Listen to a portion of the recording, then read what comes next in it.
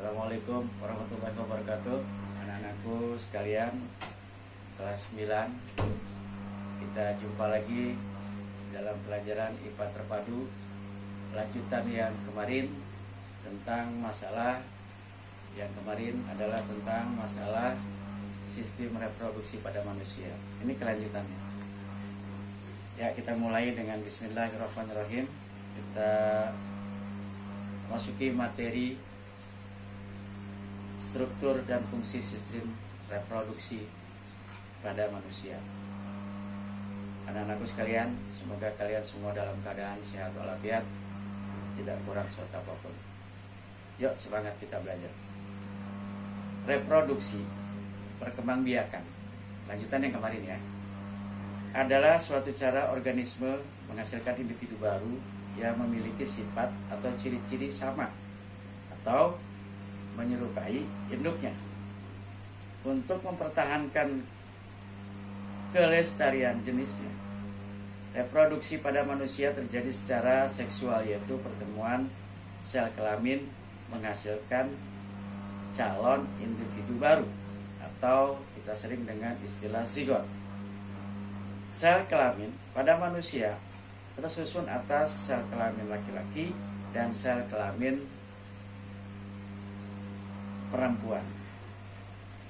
Sel kelamin tersebut dihasilkan di dalam organ-organ reproduksi. Organ-organ apa saja yang menyusun sistem reproduksi laki-laki dan perempuan?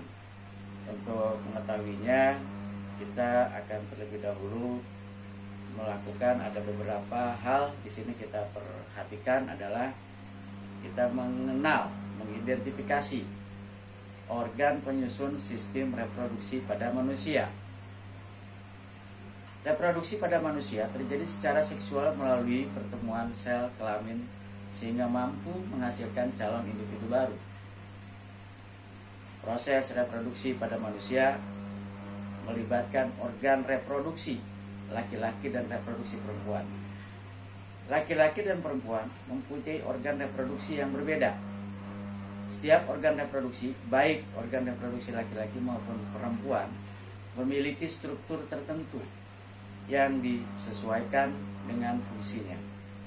Coba kalian amati gambar struktur organ reproduksi laki-laki dan perempuan pada alamat website https yang ada di buku. Nanti kita lihat. Nah, ini dan seterusnya tadi. Kita amati gambar struktur organ reproduksi pada laki-laki dan perempuan dengan cermat dan teliti. Setelah mengamati gambar tersebut, diskusikan permasalahan-permasalahan berikut. Ini biasanya kita lakukan di kelas. Ini kamu boleh ada adik kamu atau bagaimana, nanti ada orang tua kamu. Yang pertama, organ apa saja yang menyusun sistem reproduksi laki-laki dan perempuan? Nah, ini. Yang kedua, apa fungsi sistem reproduksi pada laki-laki dan sistem reproduksi pada perempuan? 3. Proses apa yang berlangsung pada sistem reproduksi laki-laki dan sistem reproduksi perempuan? Carilah informasi dari berbagai sumber untuk membantu menjawab permasalahan-permasalahan tersebut. Jangan lupa terapkan sikap kerjasama, tanggung jawab, dan saling menghargai pendapat teman. Nah, ini kita lihat memang di sini kita belum bisa bersama dengan teman, tapi kalian coba membandingkan sendiri dulu melalui buka website Google atau di YouTube, kalian lihat tadi yang diminta. Nah, berdasarkan dari pengamatan tadi, setiap organ memiliki struktur tertentu yang disesuaikan dengan fungsinya. Untuk mengetahui struktur dan fungsinya setiap organ reproduksi, simaklah kita lihat materi berikut sebagai yang ada di bawah ini. 1. Organ reproduksi laki-laki. Organ reproduksi laki-laki. Organ reproduksi laki-laki terdiri atas organ reproduksi luar dan organ reproduksi dalam. Dapatkah kamu menyebutkan organ-organ apa saja yang termasuk organ reproduksi luar dan organ reproduksi dalam pada laki-laki? Di mana letak organ-organ tersebut pada sistem reproduksi laki-laki Untuk mengetahui jawabannya, kita lihat di sini ada, kita kenali organ reproduksi pada laki-laki. Misalnya nama organ penis. 1. Struktur dan fungsinya kita lihat. Bagian berbentuk bulat telur dan berfungsi sebagai tempat memproduksi sperma dan hormon testosteron. 2. Skrotum. Fungsinya, struktur dan fungsinya, saluran yang terdapat dalam penis yang berfungsi mengeluarkan urin dan sperma. 3. Testis. Saluran yang keluar dari testis yang berkelok-kelok dan berfungsi sebagai tempat pematangan sperma. 4. Epididymis. Bagian berbentuk seperti kacang yang berfungsi menghasilkan lendir dan bersifat basah. 5. Vas deferens. Bagian luar sistem reproduksi laki-laki yang berfungsi sebagai saluran urin dan saluran sperma. Uretra. Saluran panjang lanjutan epididymis yang berfungsi menghubungkan epididymis dengan uretra. Vesicula seminalis. Kantung pelindung testis yang berfungsi mengatur suhu testis agar sesuai untuk kehidupan sperma. 8. Kelenjar prostal. Bagian yang berlekuk-lekuk membentuk kantong-kantong kecil yang berfungsi menghasilkan zat-zat yang diperlukan untuk perkembangan sperma. 9. Kelenjar Cooper. Bagian yang berbentuk seperti kue donat terletak di bawah kandung kelir, kantong kemih, dan berfungsi menghasilkan cairan yang bersifat asam. Selanjutnya, kalian perhatikan gambar organ reproduksi laki-laki di samping dengan cermat dan teliti yang ada pada gambar 1.3, organ reproduksi pada laki-laki.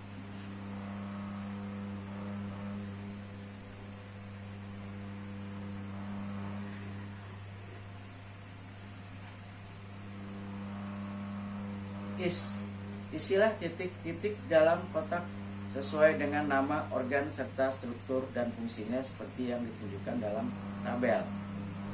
Ini gambar, kalian isi. Ini apa yang tadi kita sudah sebutkan, ada 9. Nanti kita akan lebih mengetahui lagi yang mana testis, yang mana penis, yang mana skrotum, dan lain sebagainya. Itu kalian coba langsung saja di buku, kalian nanti kalian isi langsung di situ. Nah, ini ada satu misalnya organ-organ apa saja yang termasuk organ reproduksi luar pada laki-laki. 2. Organ-organ apa saja yang termasuk organ reproduksi dalam pada laki-laki. 3. Sebutkan 3 jenis kelenjar reproduksi pada laki-laki. 4. Sebutkan organ-organ yang menyusun saluran reproduksi pada laki-laki. Setelah itu ya, kita kalian ketahui nanti hasilnya. Berdasarkan dari kegiatan tersebut yang kita coba tadi di atas, kalian telah mengetahui organ-organ yang menyusun sistem reproduksi laki-laki. Organ reproduksi laki-laki terdiri atas organ reproduksi luar dan organ reproduksi dalam. Pada uraian berikut ini akan dibahas satu persatu struktur dan fungsi setiap organ reproduksi laki-laki. Organ reproduksi luar pada laki-laki. Organ reproduksi luar merupakan organ reproduksi yang terletak pada bagian luar tubuh dan dapat diamati secara langsung. Organ reproduksi luar laki-laki dibedakan menjadi 2 sebagai berikut. 1. Penis. A. Tersusun atas jaringan otot yang mengandung banyak pembuluh darah dan saraf. B. Berfungsi sebagai alat untuk memasukkan sel sperma ke dalam sel reproduksi wanita. 2. Skrotum. Kantong kelir. A. Merupakan kantong kulit pelindung testis. B. Berfungsi mengatur suhu testis agar sesuai dengan kehidupan sel sperma. C. Skrotum akan mengendur seiring dengan meningkatnya suhu testis. Sebaliknya, Skrotum akan mengerut jika suhu testis menurun. Selanjutnya adalah yang organ reproduksi dalam pada laki-laki. B. Organ reproduksi dalam merupakan organ reproduksi yang terletak pada bagian dalam tubuh dan tidak dapat diamati secara langsung. Organ reproduksi dalam terdiri atas testis, saluran reproduksi, dan kelenjar reproduksi. 1. Testis. Nah, testis ini merupakan penghasil sperma dan hormon testosteron. Testis yang berjumlah sepasang terletak di luar rongga perut. Testis di atas saluran-saluran yang disebut tubulus seminiferus. Saluran ini berfungsi sebagai tempat pembentukan sperma pada jaringan epidermis. Testis terdapat sel toil yang berfungsi memberi nutrisi bagi sel sperma. Pada dinding testis terdapat jaringan ikat dan sel Leydig yang berfungsi menghasilkan hormon testosteron. Hormon testosteron berfungsi mengatur perkembangan dan fungsi alat kelamin laki-laki serta mengatur perkembangan ciri-ciri kelamin sekunder. 2. Saluran reproduksi. Saluran reproduksi laki-laki berupa saluran yang panjang dari ductus epididymis hingga uretra. Saluran reproduksi laki-laki terdiri atas beberapa saluran seperti dalam tabel berikut ini. Kalian baca nanti di tabel saluran reproduksi laki-laki beserta penjelasannya. Kita coba 1. Epididymis. Ya, ini saluran reproduksi. Berjumlah sepasang dan berada di sekitar testis epididymis yang berfungsi sebagai tempat pematangan sel sperma. 2. Vas deferens yang berfungsi mengangkut sperma matang dari epididymis ke kantong sperma atau vesikula seminalis. 3. Saluran ejakulasi berfungsi menyalurkan sperma matang dari vesikula seminalis ke uretra. 4. Uretra merupakan saluran kemih dan tempat untuk keluarnya sperma. Saluran ini memanjang hingga penis.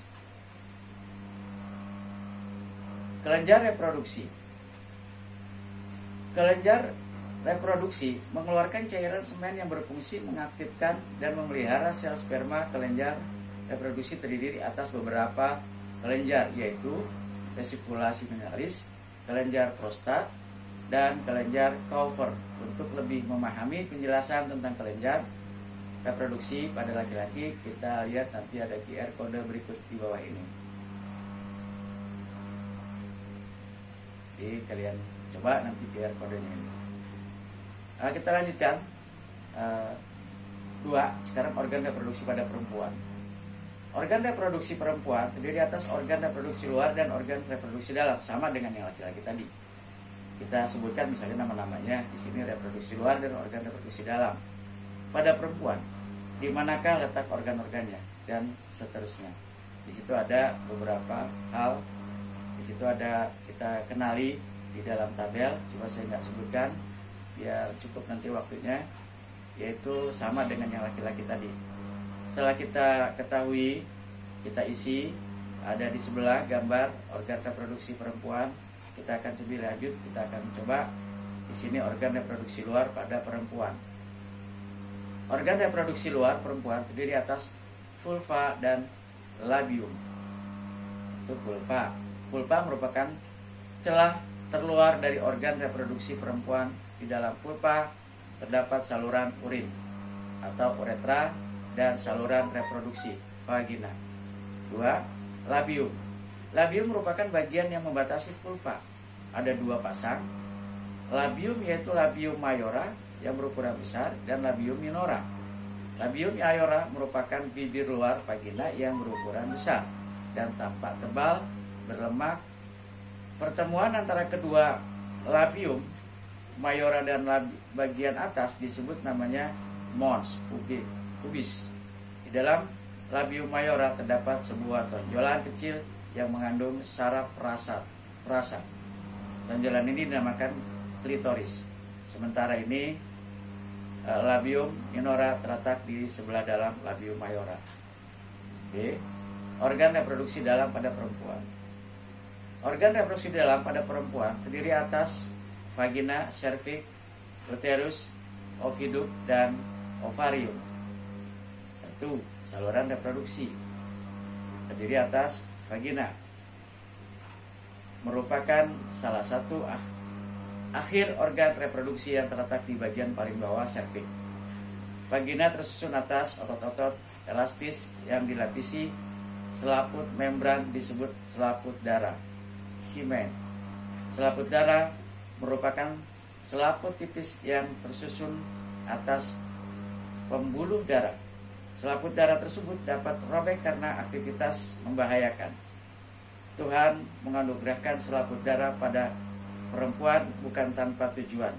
Tujuannya agar kaum perempuan menjaga diri untuk tidak melakukan aktivitas yang membahayakan dan melanggar norma agama.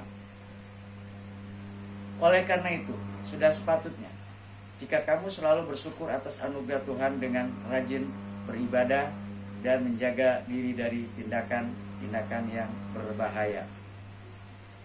Vagina berfungsi sebagai saluran untuk aliran darah saat menstruasi dan jalan hilir bayi. Pada saat bayi akan dilahirkan terjadi kontraksi otot-otot dinding rahim sehingga bayi akan terdorong keluar. Lahirnya seorang bayi membutuhkan perjuangan berat bagi seorang ibu. Oleh karena itu, sudah sewajarnya kalau kalian selalu menghormati dan berbakti kepada ibumu. B. Serviks atau leher rahim. Serviks leher rahim merupakan bagian dasar rahim yang berbentuk lingkar dan berbatasan dengan vagina. Serviks tersusun atas bagian yang berserat dan berotot. Sekunder akan mengalami degenerasi. Sementara itu, ootit akan berkembang membentuk ovum atau sel telur.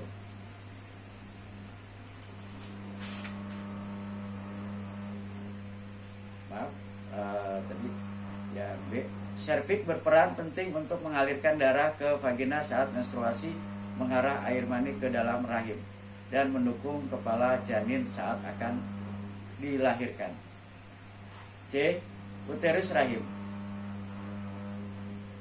Uterus rahim merupakan muara oviduk berotot tebal dan sebagai tempat perkembangan janin pada perempuan yang tidak sedang hamil. Pada umumnya, rahim memiliki ukuran 5 cm. Pada saat hamil, rahim dapat mengembang hingga 30 cm sesuai ukuran janin yang dikandungnya. Uterus terdiri atas 3 lapisan, yaitu lapisan primaterium, lapisan myometrium, dan lapisan endometrium. D. Oviduk, tuba Fallopi. Oviduk merupakan saluran reproduksi yang berperan sebagai jalannya ovum dari ovarium menuju uterus serta sebagai tempat berlangsungnya pembuahan. Oviduk berjumlah sepasang yang ujungnya berbentuk seperti corong berjumbal-jumbal. Fimbral untuk menangkap sel telur. Bagian ini disebut namanya infundibulum. 2. Ovarium. Ovarium atau indung telur berjumlah sepasang serta berbentuk oval dengan panjang 3 hingga 4 cm. Ovarium berada di sebelah kiri dan kanan rongga perut bagian bawah. Ovarium berperan secara bergantian untuk menghasilkan ovum atau sel telur. Umumnya setiap ovarium menghasilkan ovum setiap 28 hari. Ovarium juga menghasilkan hormon estrogen dan progesteron. Kedua hormon tersebut berfungsi mengatur siklus menstruasi dan mengatur perkembangan ciri-ciri kelamin sekunder pada perempuan. Ovum yang dihasilkan ovarium akan bergerak ke saluran oviduk menuju uterus. Materi kali ini kita sudahi dulu. Nanti akan kita lanjutkan tentang proses yang berlangsung di dalam organ reproduksi laki-laki dan perempuan. Ini sekali lagi, saya minta sama kalian jangan punya beranggapan kok pelajarannya mengenai tentang organ-organ tubuh laki-laki dan perempuan, karena ini semua ilmu pengetahuan. Sekali lagi mohon maaf bila penyampaian saya tadi agak sedikit. Kita semua berdoa agar kita diberikan kesehatan walafiat. Billahi taufiq wal hidayah. Wassalamualaikum warahmatullahi wabarakatuh.